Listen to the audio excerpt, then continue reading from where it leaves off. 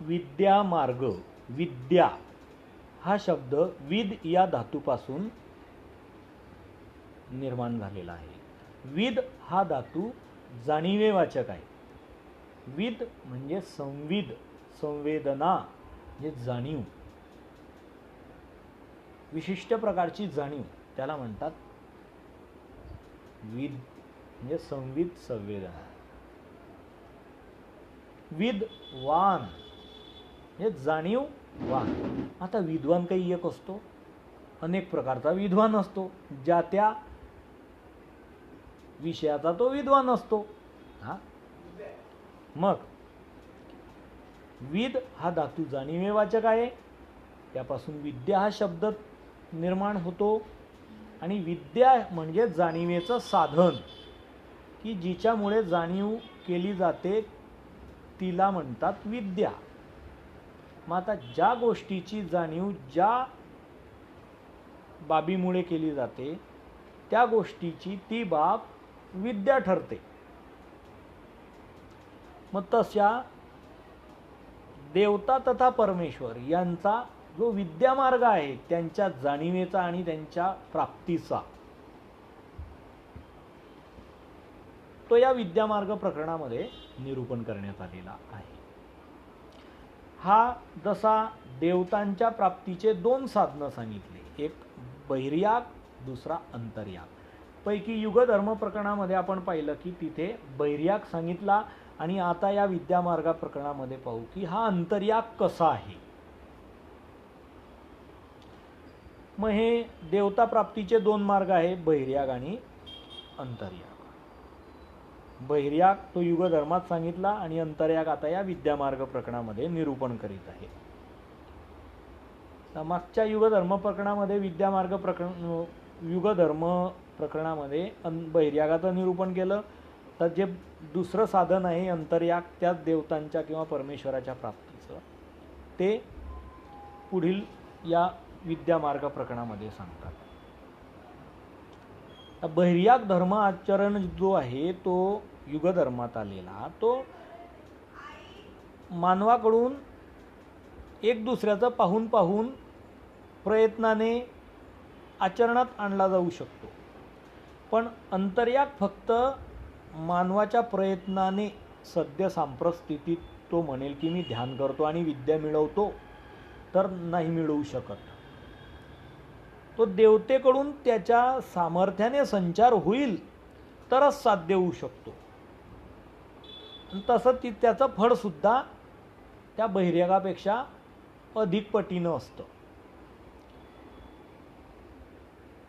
म्हणजे पूर्वजन्मांतरामध्ये एखाद्या जीवाला जर देवतेच्या विग्रहाच्या म्हणजे अवताराच्या ठिकाणी का देवतेच्या विद्यावंताच्या ठिकाणी अन्नदानाची क्रिया घडलेली असेल तर त्याला विद्या प्राप्तीचा लेप निष्पन्न होतो। तोही त्या देवतेच्याच, ज्या देवतेच्या विग्रहाच्या का विद्यावंताच्या ठिकाणी अन्नदानाची क्रिया घडलेली असेल त्या देवतेच्याच विद्या प्राप्तीचा लेप निष्पन्न होतो, आणि तो विद्येचा लेप, तो विद्याधिकारी होतो। मग ते विद्येचा अधिकार जेव्हा फळाला येईल, त्या विद्येचा लेप भोगवण्याची परवड म्हणजे अनुक्रम ज्या वेळेला येईल पुढील अनेक जन्मांतरानंतर, त्यावेळेला त्याला मनुष्य जन्म मिळेल, आणि मनुष्य जन्मामध्ये मग त्या देवतेचा विग्रह का विद्यावंत त्याच्या संपर्कात येईल, आणि दृष्टीने उभयान्वीक्षमाने सत्ता सन्निधी मात्रे शक्ती संचार या ते अंतर्याग बोलीजे। उभयान तो विद्याधिकारी पुरुष, विद्येचा लेप मागील अनेक जन्मांतरात ज्याला निष्पन्न झालेला आहे तो, आणि तो विद्यावंत का ती विद्येची अधिष्ठात्री देवतेचा विग्रह अवतार। हे उभय, हे दोन्ही अन्वीक्षमाने, अन्वीक्ष म्हणजे दृष्टी, याचा मान म्हणजे प्रमाण, सत्ता सन्निधी, दोघांची सत्ता सन्निधीमध्ये, सन्निधानात जवळीक असली पाहिजे आहे। दोन्हींनी हात समोरासमोर केले असता एक दुसऱ्याचे बोट टेकतील एवढ्या अंतरावरून बुब्बुळ दिसेल। शक्ती संचार, त्या देवतेच्या विग्रहाकडून का विद्यावंताकडून विद्याधिकारी पुरुषाला शक्तीचा संचार करण्यात येतो, म्हणजे त्या विद्येचा, या ते अंतर्याग बोलीजे, याला अंतर्याग असं म्हणावं।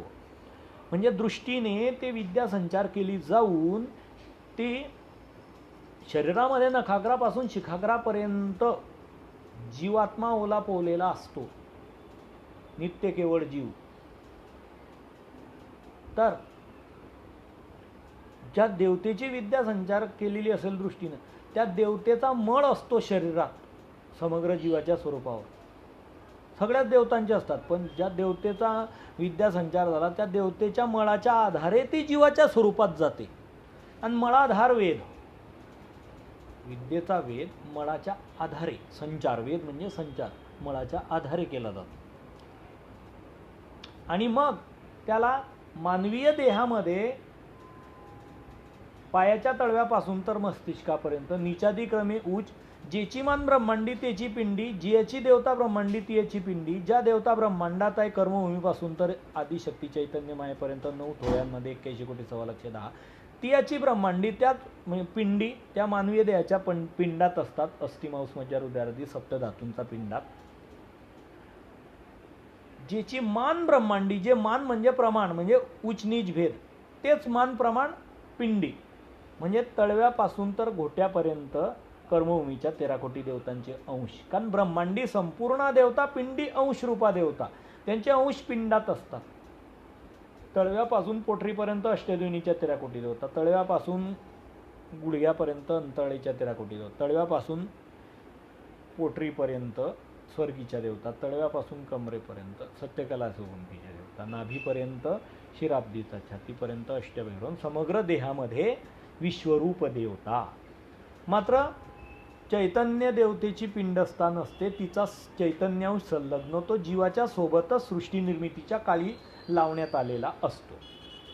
असं त्या देवतेची पिंडस्था मग त्या देवतेची विद्या संचार झाल्यानंतर प्रकाशित होते. म्हणजे काय होतं की त्या पिंडस्थेवरती तिची जी व्यक्त ब्रह्मांडस्थ आहे, ब्रह्मांडामध्ये चतुर्भुज मूर्ती धारण केलेली, तिची आकृती भासमान होते. तो अंतर्मुख होऊन जातो आणि त्याच्या चित्तपटलावरती त्या पिंडस्थेवरती व्यक्त ब्रह्मांडस्था भासमान होऊन त्याला ती दिसू लागते आणि तिची ध्यानधारणा करून तो उपासना करतो. आणि मग त्याला त्या विद्येचा उपासनेचा कालावधी संपुष्टात आला म्हणजे साधनातच त्याचं आयुष्य 10 पटीने वाढतं. 10 पटीने साधनात आयुष्य वाढलं. 100 वर्ष आयुष्य कलियुगात अन्नविद्या मिळाली तर तो 1000 वर्ष जगतो. 1000 वर्षांतर विद्या उपासनाचा काल संपुष्टात आला की विद्येचा लेप निष्पन्न होतो अविद्यायुक्त जीव स्वरूपावर.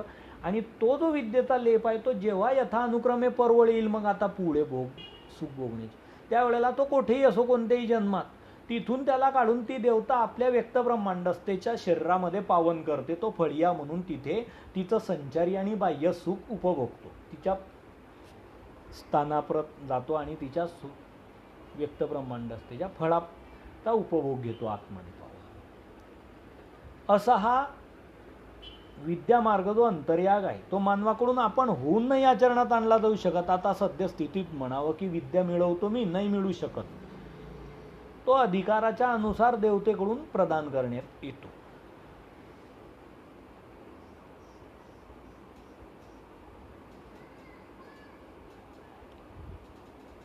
युगधर्म प्रकरणाच्या शेवटी सांगितलं की परमेश्वरे परमेश्वरू जाणीजेन, परमेश्वर परमेश्वर पाविजे.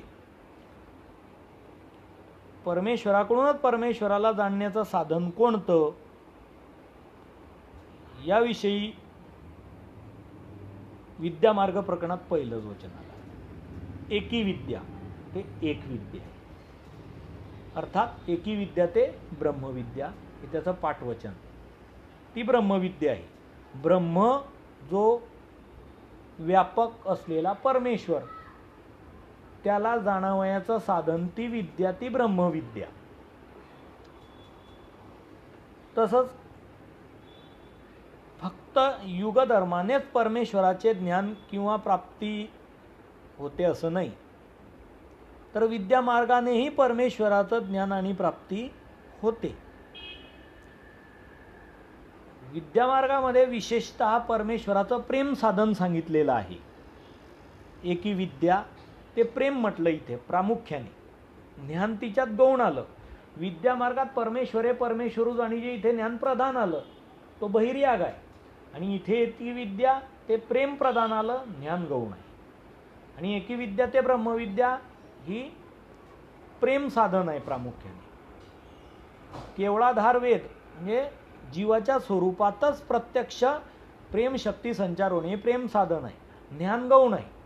आणि केवळ वेदे कैवल्याची प्राप्ती, इथे केवळ ईश्वराचा जो अवतार आहे शुद्धतम निर्गुण साधनदाता परमेश्वरी अवतार, त्याचा वेद म्हणजे आवळी संचार झाली, म्हणजे प्रेम शक्ती संचार झालेल्या भक्तराजाला ती कैवल्य आनंदमय श्रीमूर्ती दिसू लागते. आणि त्याचा वेद लागून कैवल्याची प्राप्ती म्हणजे आनंदमय कैवल्य स्वरूप परमेश्वराची प्राप्ती होत असते. म्हणजे हा विद्यामार्ग जो आहे इथे परमेश्वराचा हा प्रेम आहे प्रामुख्याने, ज्ञान गौण आहे, त्याचाही अर्थ बसतो इथे ज्ञानाचा, पण प्रामुख्याने तो युगधर्मात बहिर्यागात येतो. परमेश्वरे परमेश्वरू जाणीजे, परमेश्वरे परमेश्वरू पाविजे.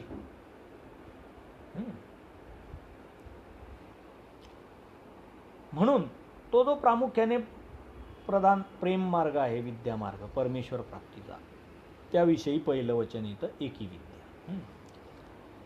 एकी विद्या दोन्ही विद्या आठी विद्या 1.25 लक्ष 9 कोटी विद्या 72 कोटी विद्या.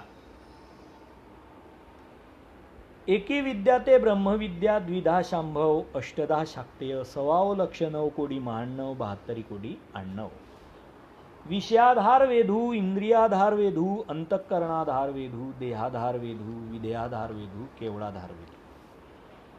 विषय वेधे विषयांची प्राप्ती, इंद्रिय वेधे इंद्रियांची प्राप्ती, अंतःकरण वेधे अंतःकरणांची प्राप्ती, देह वेधे देहाची प्राप्ती, विदेह वेधे विदेहाची प्राप्ती, केवळ वेधे कैवल्याची प्राप्ती. पहिल्या 5 वचनांमध्ये विद्यांच्या संख्या सांगितल्या. दुसऱ्या 5 वचनांच्या थोव्यामध्ये गटामध्ये विद्यांच्या संख्यांची त्या विद्यांची नावं सांगितली. आणि तिसऱ्या 5 वचनांच्या थोव्यामध्ये गटामध्ये त्या विद्यांचा संचार कशाच्या आधारे होतो हे सांगितलं. आणि चौथ्या 5 वचनांच्या गटामध्ये त्या विद्यांचा संचार झाल्यानंतर कशाचा वेध लागतो आणि कशाची प्राप्ती होते हे सांगितलं.